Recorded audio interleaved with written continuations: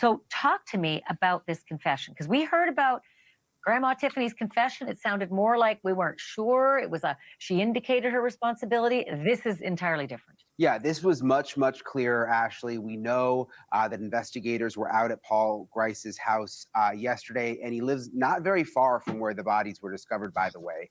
He rents a property right in that area. They went out to talk to him yesterday. What led them to actually go out again to talk to him, we don't know, but there was this confession, and I want to read it to you because it was much, much more specific and clear than what we saw with the recorded statement from Grandma Tifany. The confession reads, according to the affidavit, Grice was interviewed and admitted that he was a part of the planning and killing of both Butler and Kelley. Grice admitted that he participated in the killing of Butler and Kelley and their subsequent burial. So they are saying that not only was he connected to the planning, to the actual killing, but then also the burial. And you remember Mike, I find this scary too, because they had everything planned right up until, the attack. They probably kept them under control and not killed them at the site with the stun guns. And then they brought them to the burial site. Was the burial site also the murder site? That's some of the questions that I have.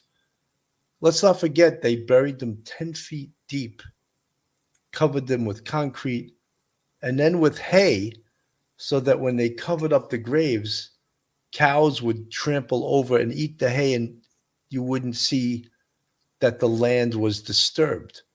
So all of these details were thought of. Billy, as you mentioned, it was a well-planned operation. And as I'm thinking, as we're looking at Brian Hinton and you're talking, I'm thinking, okay, you have 5 people all conspired over the course of months, actually, because they wanted to kill her months ago. Is it possible that there may be some other unexplained disappearances that may be related to anyone in this group? Because after all, if Mr. Bryce and the Twomblys are willing to help out, Ms. Tifany Adams to kill her daughter-in-law for the possession of her grandchildren, is it possible there's anybody else that may have been killed in the past or disappeared in the past?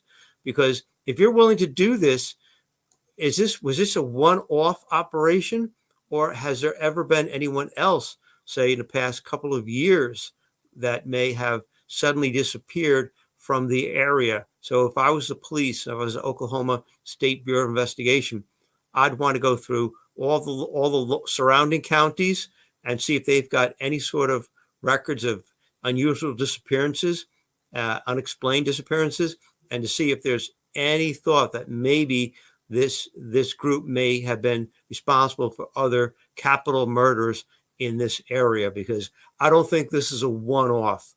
Because they did seem kind of well planned. So if they had that ability, maybe they've done this in the past. And I hope not, but I think as a cop, I got to be cynical and think that maybe there actually is a few other cases out there. Mike, the other thing is that allegedly Tifany Adams and Tad Cullum they're quite affluent. Even the word rich has been used, that they have lots of money. Cole Twombly, he's offered to pay for his own attorney. The only one so far that has requested legal aid is Cora Twombly. Right. So that is a little bit scary too. There are people, it seems like some of the people, if there's anyone in the chat that's from this area, it seems like many people that lived in this area were afraid of these people, were terrified of these people. If anyone's in the chat that would like to confirm that that's from this area, I would love to hear that. Dr. D, what makes me wonder is how much this evidence, this Grice talked about on his phone after he was released. Dr. D, the only thing I could, the News Nation, a lot of the TV stations make a big deal out of it. Like, why did they let him go? Well, perhaps, as we say in law enforcement, they didn't have probable cause. So an arrest without probable cause against him is an illegal arrest. So they wanted to have more evidence. Once they got more evidence, he was invited back in. That's the bad word, probably to use. Invited. He was brought back in, and he was arrested and charged with all of the same charges that the other four were charged with. Mike, your thoughts? Yeah, Bill, there, as we've seen in the Koberger case and the Human case, so a lot of the new technology, like cell phone technology, geofencing, and things like that, are so now vitally important to figuring out where people were at times, who they were with, and you put that all together, and it helps you build a case and help you get to probable cause.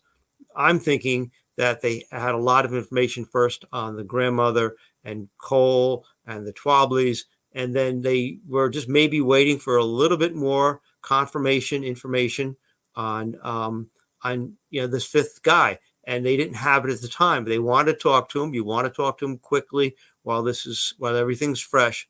But I'm thinking they just were missing a little bit of information. They knew, they probably knew that he was absolutely part and parcel of this conspiracy, joining in on them, but they were just missing something, maybe just a little bit of information. I'm thinking it was probably cell phone information. And I think once they got it, that just kind of sealed the deal for him. But I don't think there's anything wrong with, making an arrest. You don't want to jump the gun. You don't want to do that. You want to, if he's not, a flight, especially if he's not a flight risk or anything like that, and maybe you have someone watching his home or that sort of thing, they did the right thing. Better to wait a little bit, make sure you got all your ducks in order, and then move in on them. Mike, we used to joke in homicide in Manhattan North. We would say, "Oh, we can't let the guy know we're looking for him because he'll flee," and everyone was like, "Yeah, he'll flee to the Bronx." He'll go to my precinct, my old which precinct. is the next borough over. So I think we could still find him. He's not. Go over the river, over the East River. He doesn't have the means to flee to anywhere exotic.